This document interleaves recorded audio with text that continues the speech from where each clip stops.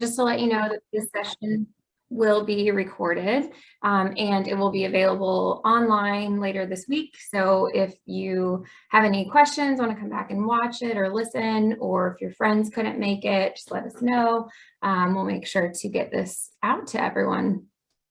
So my name is Jennifer Dickey. I'm the Study Abroad Coordinator at Webster University, and I'll be sharing just a little bit about our campus in Accra with you this afternoon, and then I'll turn it over to Dr. John Tillman, who is here with us today. He's a faculty member at Tuskegee University and will be teaching these particular courses this summer in Accra. So we'll just jump right into our first slide, which I think some of you may have seen whenever you first logged in. But just this gives you a little bit of an overview about Ghana itself, as well as the city of Accra and our campus there. So Webster Ghana is actually located in the capital city of Accra, which is one of the fastest growing and most diverse cities in Africa. Accra is also, it's a very vibrant yet easygoing hub, and it was the backdrop for the birth of African independence in 1957. Rich in arts and culture, it really does offer a visual vibrancy for not only study abroad students, but for locals and visitors alike. From markets and must-see historical sites, there is plenty to do. Just talking a little bit about being in Accra itself. Not only is Accra the most fastest growing, one of the most diverse cities in Africa, our campus in Ghana is very much the same as well. Students every year come from around the African countries, but also around the world, and benefit from the cultural diversity and the international environment at Webster Ghana. So not only are students diverse, but the faculty and staff as well. And then we have small interactive classes with less than 20 students, which really drives home the practical real world learning with a worldwide perspective from everyone in the classroom. So we'll jump in a little bit to talk more about housing and the facilities at Webster Ghana, but I'm going to go ahead and let Dr. Tillman talk through his presentation as well. So hopefully this will go well, right? Dr. Tillman. Thank you, Jennifer. It should be fine. It should be fine. Greetings, everyone. My name is John Tillman. I'm an associate professor of history at Tuskegee University in the Department of History and Political Science. I will be, if you choose to come to Ghana this summer, I'll be your instructor, pretty much in two courses. One is dealing with surveying African history, and the other one is a new course I created called Finding Freedom. Liberation in Africa, America, and the Caribbean. And we can talk about those courses a little later. I just want to give, we've been trying to work this out for the past 2 years until unfortunately COVID has kind of stalled those plans. So we're hoping that we can resume this summer 2022, we can actually resume our study abroad program in Ghana, and we'll be able to meet and tour Ghana as well. I will say this, for a long time, I've been a college professor. I've always taught African history and Africana history and everything else. It wasn't until I actually visit outside the United States, when I started visiting Africa, visit Ghana for the first time, it actually put more emphasis. Well, I'll put it this way. It made my lectures more impactful. It really has, particularly the subject matter. Of course, Ms. McGrath knows she's visited my classes before, particularly my 103 and my 104 global history courses. And many of them have become interested in studying abroad in Ghana as well. I will say this, in 2019, I turned 40 years old, and I wanted to celebrate my 40th birthday specifically by I never visit outside the country of the United States. So I said, you know what, I want to visit outside the country of the United States. Everyone told me Ghana, and when I went there, it was wonderful. I met a good friend of mine named Wisdom, and of course, this is a picture up here of the statue of Kwame Nkrumah outside of the Kwame Nkrumah Museum. And of course, and I don't want to go into the history of that. I want to just keep it flowing a bit. But, mostly it was a history of when there was a coup d'etat in Ghana. The statue was kind of torn down and everything else. And then once Kwame Nkrumah was reputation was actually established more in Ghana, they actually erected his statue, but they chose to keep the head off because they kept it. So, but back in 2019, this was actually my summer in Ghana. I only spent 10 days. And I spent it mostly in two cities, Accra and Cape Coast. And that's a picture of me right there outside of the Elmina slave dungeon and castle and Cape Coast as well. So we can go on to the next slide. I got there everything in May. And again, I'm a historian, so I like to give folks a picture of where you want to travel. This is, of course, the continent of Africa, of course, that's Ghana. And I was right there in those two places, Greater Accra, we're south of Ghana. And then I was actually in Cape Coast. So you can go on to the next slide as well. And I actually enjoyed meeting the Ghanaian people. My apology about it, it's a PDF. But I was actually able to meet many vendors, meet many people in the stands. These are actually wonderful people, nice people. And, you know, they pretty much greet you as, you know, if you want, how about this? How can I say about Ghana? And this is me right here, wisdom that actually drive me around in the streets, of course, towards Ghana. And the one thing I can say there, I say it jokingly, Accra is like the city of New York in terms of traffic. The only difference is that on traffic, they're much more nicer. And those of you who've been to New York know that New York traffic or your drivers are not that nice.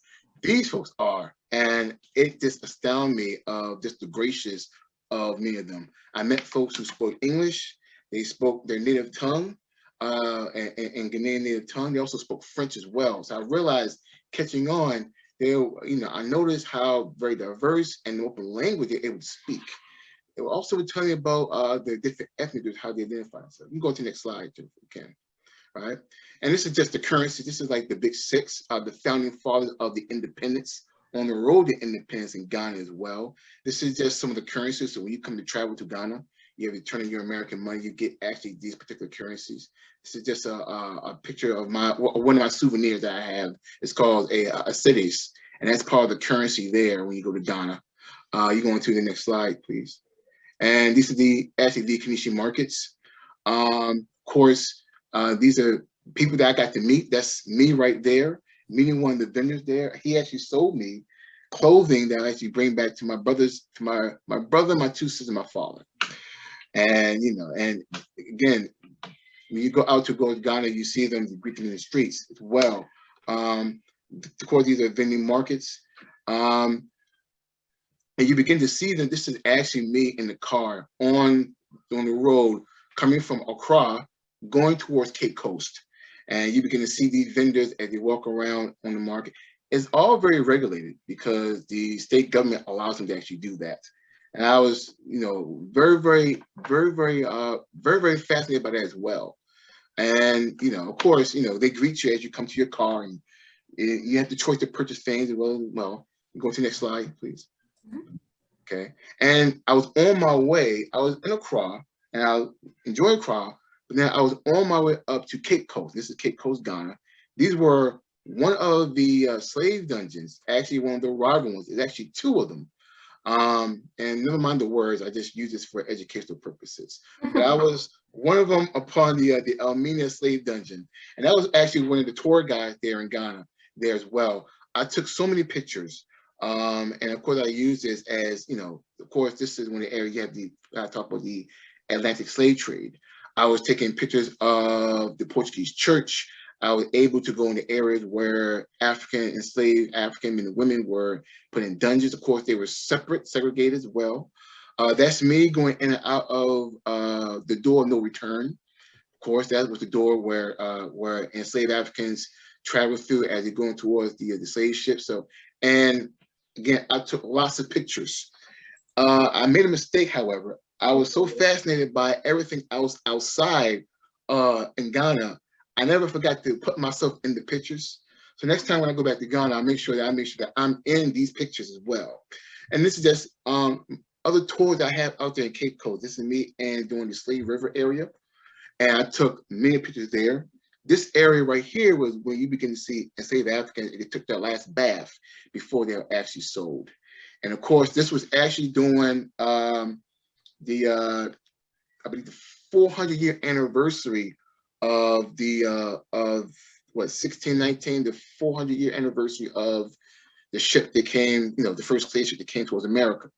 And this was part of this large tour, part of the touring industry there in Ghana as well.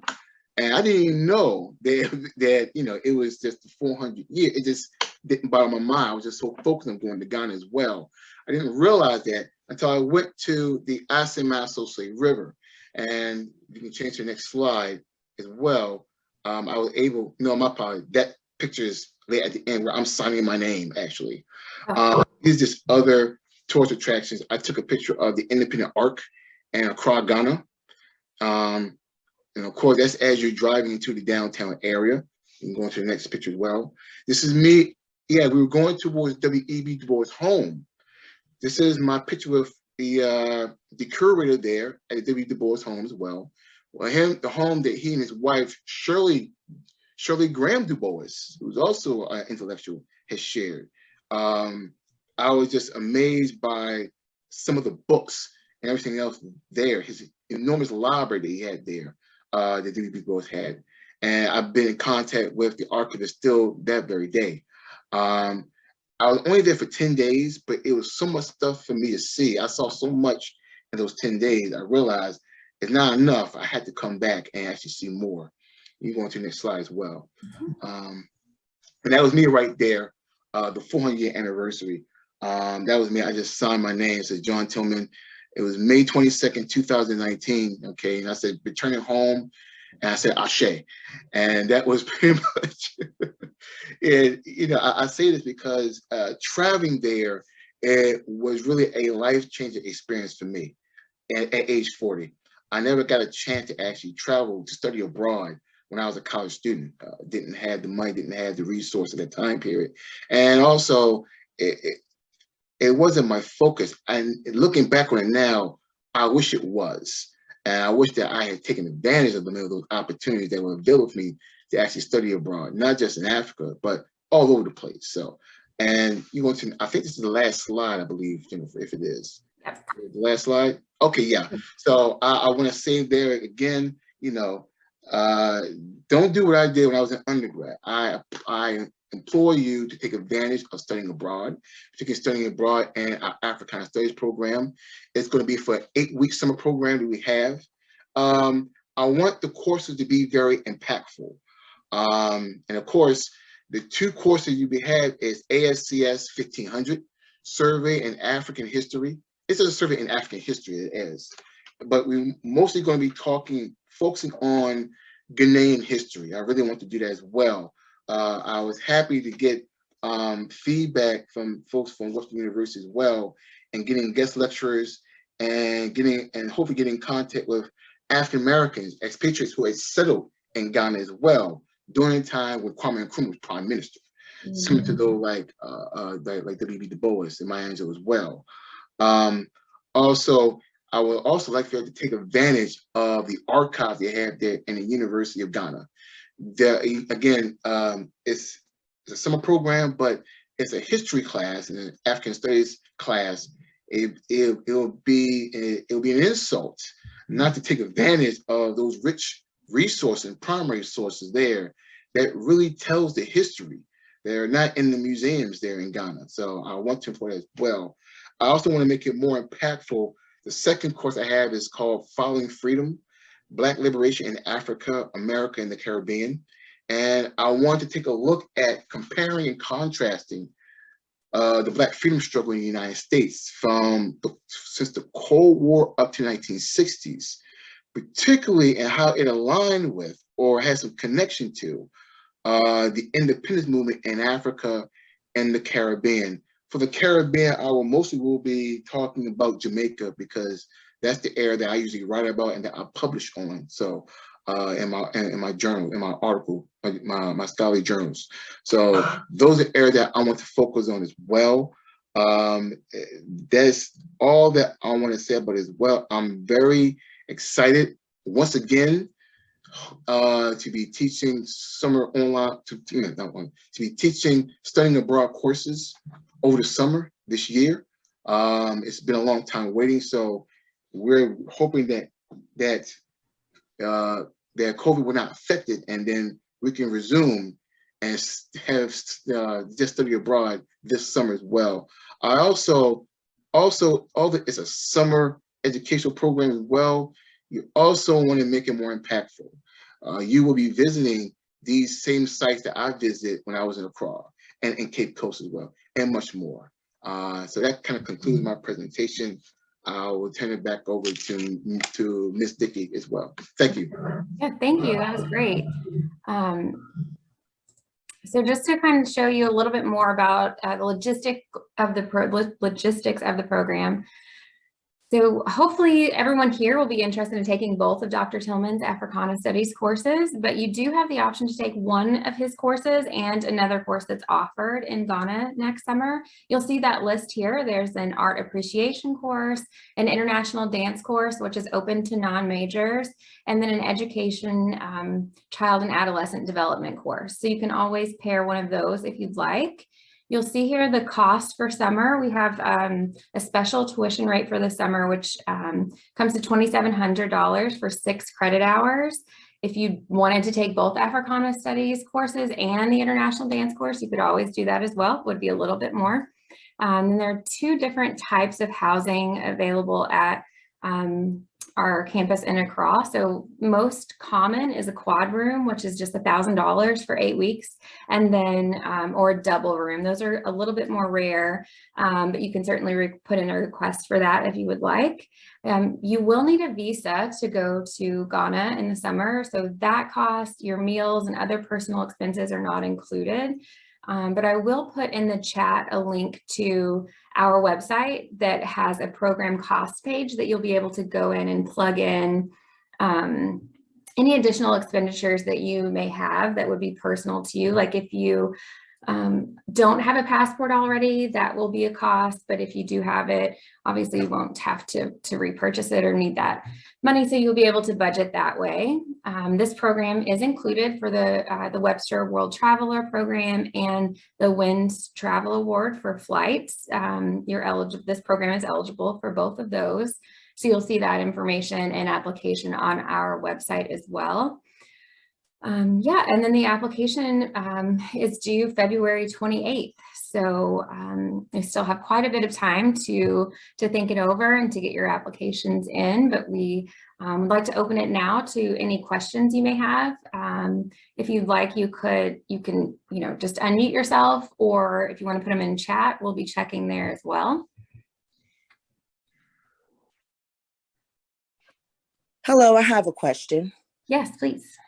I had saw that back in December that Ghana made it mandatory that all incoming passengers or travelers internationally were mandated to take the COVID-19 vaccine as of December the 12th. Do students attending this 8-week summer course, are we required to do that per Ghana, or? That's a great question. It's actually required for Webster University to study abroad, is to be fully vaccinated. We do have an exemption process that students could go through, but that is our policy right now. I don't have any students who are in Ghana this semester, so I haven't been keeping up quite, paying close attention to the updates in Ghana, but I wouldn't be surprised if that's, what they're requiring. I don't know, Tyler or Kim, it is required for Ghana requires proof of vaccination for anybody over 18 to enter Ghana. Okay, so yes. So even if you went through the exemption process through your university, you still would have to have it exactly. Mm-hmm. Does tuition have to be turned in with the application by February the 28th, or how does that go? No, ma'am, that is a couple of different ways. So if you're a member of a WINS institution, so a partner school with Webster University, will bill your institution directly, and you can continue to make payments that way throughout the summer. Similarly, if you are a Webster student, you already have that option to make payments through the summer as well. So it's not due up front, and it won't be billed until after the summer ad drop date, which will be, I think, the week after June 6th. So middle of June. Oh, okay. And when you're traveling, it's to my understanding, there's like different type of visas, because there's like a student visa. Will students receive some type of documentation that they're going to be traveling as a student? Yes, and we provide that information, so you can get a single entry or a multiple entry visa for Ghana, and we often just recommend a multi-entry visa because you just never know, especially you may want to travel outside the country and come back in. But after your application gets processed, we do an acceptance meeting and several other emails and meetings that will go out. And one of those includes the visa application guide, and we'll walk you through filling out that application, the materials that you need. You'll get an acceptance letter directly from our colleagues in Webster Ghana. So you'll have all of that shows that you'll be enrolled as a student. Okay, cool. Because I know that with the visa, they said they would like you to have the visa within 60 days of travel or something like that. Our students typically get them for summer and mostly April, maybe even early May. So the Ghana consulates are quite quick with their turnaround. So yeah. Yeah. Thank I'll just you. chime in and say that's definitely the case. When I did my visa for Ghana, it took, it was like, up to a few weeks before you leave, you still should be okay. Yeah. So Okay. let's see. I have a question whenever you're done. Sure. Okay. Hello, my name is Rejoice Douglas. I attend Harris State University. So for those of us who don't attend Webster University, how is that process for us to enroll in classes or these particular classes if we were to go on this trip? How does that work for us? So the first thing you'll do is apply to Webster as a non-degree seeking student. And I can send out an email to everyone who's on this call with that information as well too. We can also put links in the chat. But it's a very easy application. It's free. You will apply as though it'll ask you for your program location, and you'll just put study abroad in there, and it will bypass all of the other application materials that say if you were an incoming or a transfer student, you won't have to do that. And then you'll be assigned a Webster email address and an ID number, and that's what you'll use to log in and apply to this Webster Ghana program. And then from within that application is where we will get the information on the courses you want to take, and you'll be registered for those classes by someone at Webster Ghana directly. And what we'll do in advance is work with you and an advisor at your home institution to make sure the classes will transfer back and see how they'll fit into your particular academic program, whether they'd count as a major or minor or an elective. We'll make sure you have that information beforehand. And then once you complete the courses and grades have been assigned, transcripts will be sent directly to your home institution as well after the end of the program. Thank you. Yes, you're welcome. Hello, Dewan Clark here, a grad student at Webster University. First, I want to say I'm glad to see that there's this HBCU connection established for this program. But I did want to know, will the grad courses be cross-registered with local students or Ghanaian students or students from other countries on the continent? So the summer courses are available to anyone who is currently enrolled at Webster Ghana. Are you interested in taking these Africana Studies courses? Well, I'm a graduate student, so I think the main two courses that I'll be taking is the globalization and the Okay. African area studies. Okay, gotcha. Just wanted to double check. because I was gonna say we may be able to work these out as well too, but yeah, so they'll be open to any student who is currently enrolled. I don't have that information in front of me as far as, you know, what that looks like for the number of students, graduate students especially, who are still taking classes in the summer, but we could definitely, I can make a note of that and see, maybe we can reach out, maybe Abigail can help us kind of figure that out too, to see what that looks like in the summer. But certainly they have the option to enroll in the classes. It's not just study abroad. Okay, and these classes or courses are in person on the ground?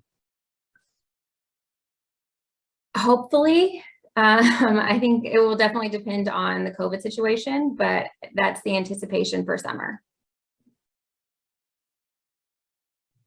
Sounds good.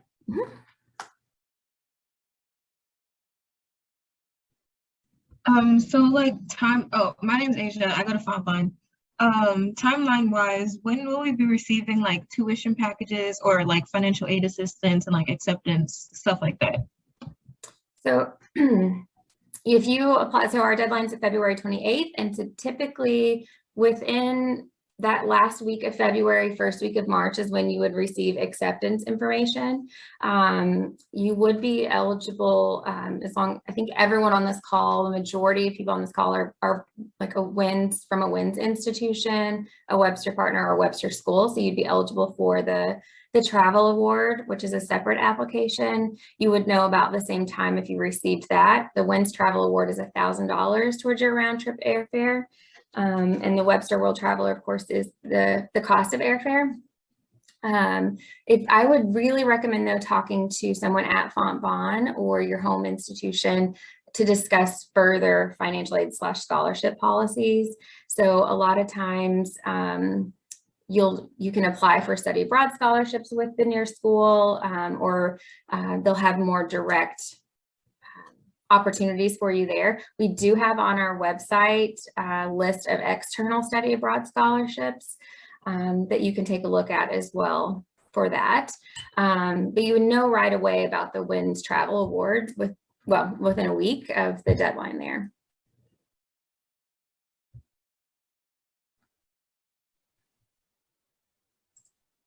Let's see.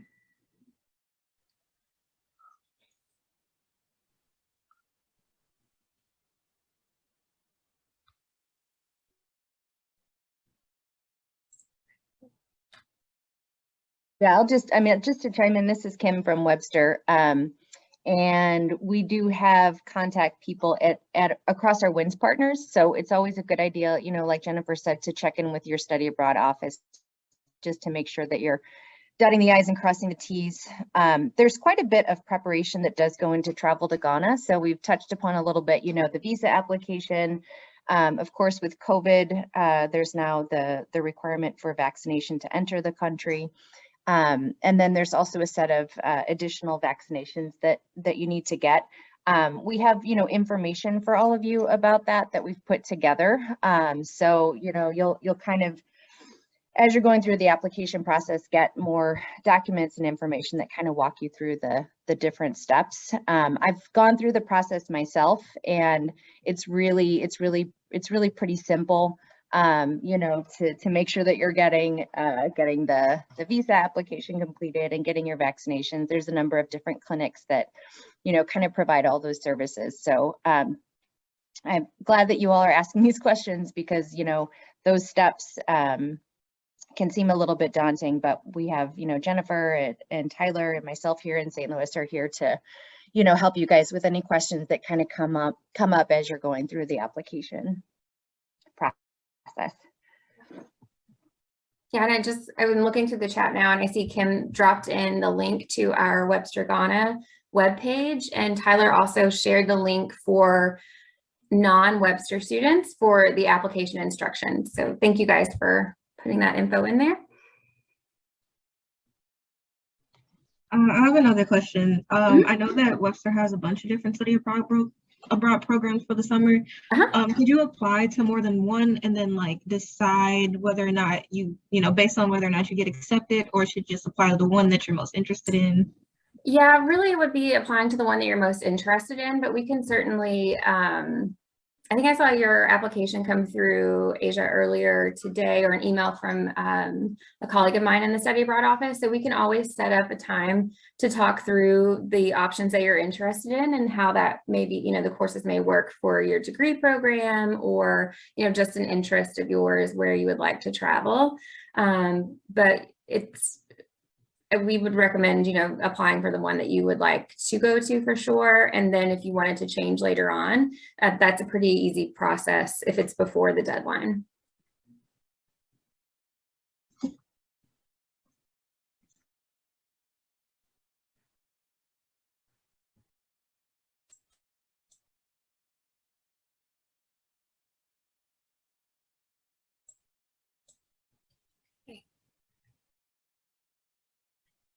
Checking to see if we have any other hands raised. Yeah, this has been really great. A lot of really great questions. Yeah, definitely. No, Dr. Tilghman, did you have anything else you wanted to chime in on, just on kind of the travel piece? I know you've been through that process as well. Yeah, I can. For me, actually, well, I traveled there as an adult. I don't know how it will be for a student. For me, applying for my visa was quite simple, because I told them I was a professor and I was visiting and doing research, so I actually got it. I know that I had to get my vaccinations, my malaria and other shots as well, so you have to get that. I will say this in preparation for the flight. I actually took a flight that went from through Great Britain and through Ghana, so I didn't get a direct flight. So you have to prepare for a very long trip. You know, when you fly long hours, you know, you gotta get up, walk around, drink a lot of fluids, things of that nature. That's all I can say at this moment. Just, you know, prepare for a very long trip, because my flight was about 20 hours, 22 hours, I believe. And I was going from Atlanta to, no, from Charlotte to Great Britain to Ghana, Accra, and then also coming back as well. So, you know, and I'll always say this: you want to pack a different change of clothing, because you're going to be there for about a good day and a half. So you want to change some clothing just in case. Of course, you know, because you have of course, you use your driver's license. How do meals work on international flight? Oh yeah, once you purchase your flight, you're automatically given meals. So they do give you meals there on the plane. I rode with American Airlines, and another flight associated with American Airlines. So if you're flying there, they do give you meals. You also want to carry a little pillow donut on your neck so when you sleep. You also want to carry what else? I meant to say something. Yeah. It's good advice to have, I think, like that backup, right? So any prescription medication you want to carry with you, things that you can't, you know, you want to have on hand for that long flight, and then just in case something happens to your bags when you arrive. Yeah, exactly. Thank you. That's what I was trying to say. Yeah, no, yeah, you're right. That's what I was trying to say. What else do I want to say as well? Oh yeah, with your passport is going to be your one identification outside the United States. Outside the United States, you know, there's no need for your driver's license, but you want to hold on to it, make sure that you have it once you come back into the States as well. But once you go international, only thing they look for is your passport. So there's no need for the driver's license. That's the one thing I can say so far about that. And the international meals, yeah, they do. You do come with that. In terms of the purchasing of tickets, I will have either Dickie or Ms. McGrath answer that question. So. Sure. Yeah, if for WINS or Webster students, we will work with a travel agent on that. And what will happen is we will give her the dates of the program, and she'll reach out to you directly to book your flight. So you'll just have to look out for an email from Travelplex is our travel agent. So she'll send you an itinerary, and you just have to confirm that that's what you would like to be on. So on most of our programs, especially the summer programs, if we have students that are flying, you know, from St. Louis, the bulk of students flying from St. Louis or from other places, like they can meet up and say, you know, JFK or in DC or something like that. So we make sure to try to connect students with other people that are on their flights.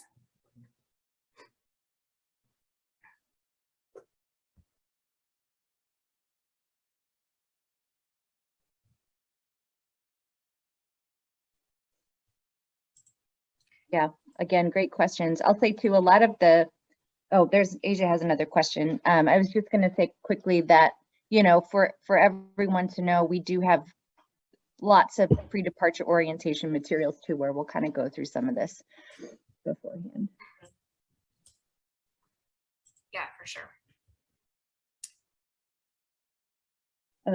And then, yeah, the question on safety on and around campus.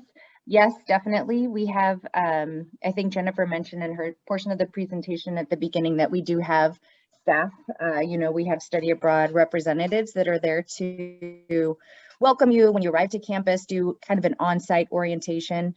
Our campus in Ghana is actually gated, so we do have a security officer. This is common in Accra in particular, just because it's such a hugely populated city. It's really common for a lot of universities and schools to have gated entrances just to make sure that, you know, it's just students, staff, and faculty and invited guests that are on campus. So it is very secure. The campus itself, which includes administration building, one housing unit, and then we have an additional housing unit that's right around the corner, and that's also gated as well. So it is a very, you know, Accra is in general is a city, you know, you have the same thing you have in any big metropolitan area where you have to keep your wits about you, you know, don't carry large amounts of cash, or, you know, you just have to be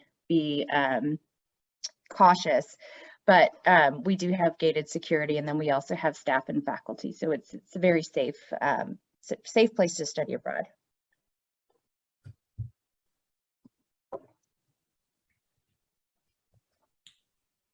Great. Any last minute questions? This has been really awesome. Oh, yes, sorry, Lisa.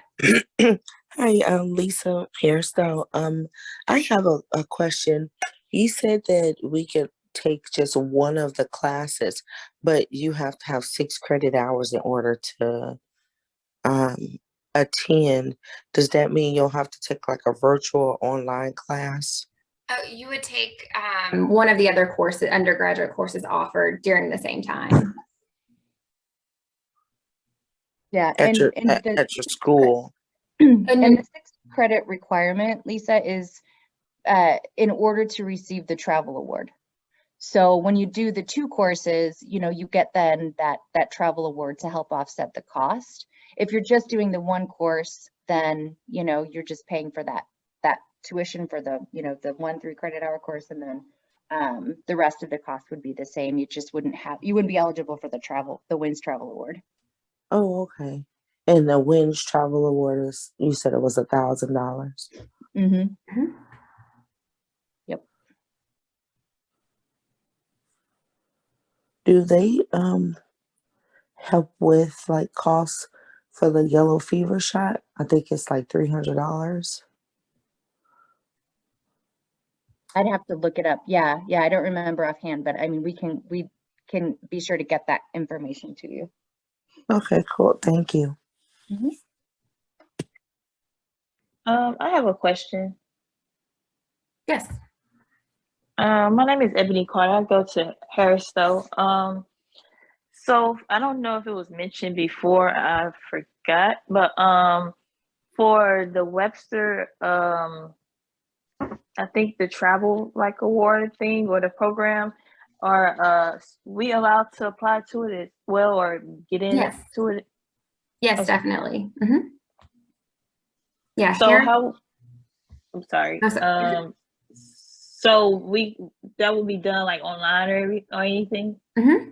Yep. It's you'll find it if you go in and start an application to Webster Ghana in the summer, it'll be linked to that application. You'll see that there. And it looks like Tyler is going to put that link maybe in the chat. I'm not sure if he's talking about the WINS. Yeah, for the WINS award. Okay, yeah. And then I saw the question above that. So I was like, maybe he's gonna put both, but Juliana, to answer your question, we'll email out this PowerPoint to everybody that's here today. Also, Ebony, really quick, Ms. Burnett at Harris Stowe is our point of contact. So if we have any questions, that's the person that we can contact at Harris Stowe. Okay, all right, thank you. So thank you. Yeah, I know Harris Stowe, and I see students from Bon here. Both of those schools are WINS partners, so you're certainly eligible for the WINS Travel Award. Tuskegee, of course, as well. If there's anyone from a different school, you can just let us know. But for the most part, I think everybody here is going to be eligible for the WINS Travel Award or our Webster students. So.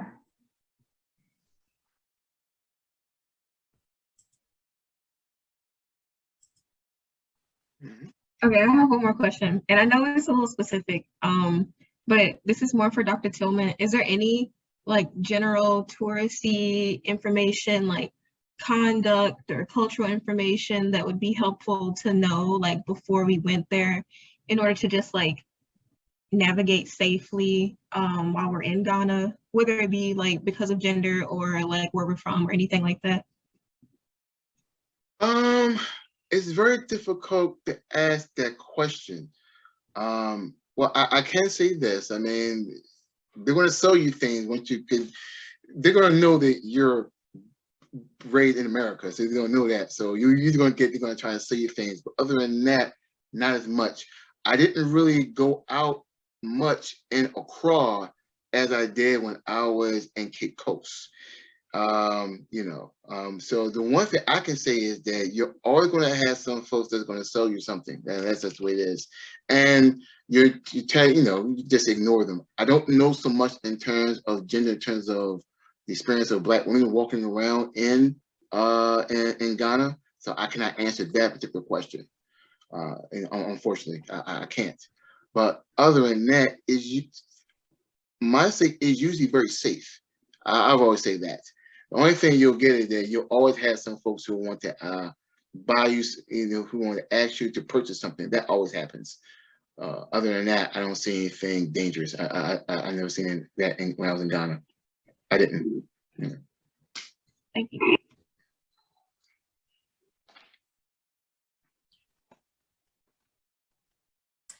We also have a student, a former study abroad student from FAMU who went to Ghana as a study abroad for a summer, and she's now back there getting her master's degree. She's actually a vlogger, and her so I can share the link to her page too, because she does some really great things, like just culturally and talking about what it's like being on campuses and what the difference are and things like that. I hesitated to even mention that, but her page is public, so I don't think she would mind. That way there, if you would like to kind of have a firsthand perspective of that as well. Yeah. Okay. This has been really great. Thank you all for coming, and thank you for asking excellent questions. And if you will get this recording out as soon as it's ready to go, and follow up with links for applications and things like that. We'll just get it all into an email. And yeah, if you have any questions, feel free to reach out to myself. You can reach Dr. Tillman too, or Kim, Tyler on here as well. We'll be happy to help.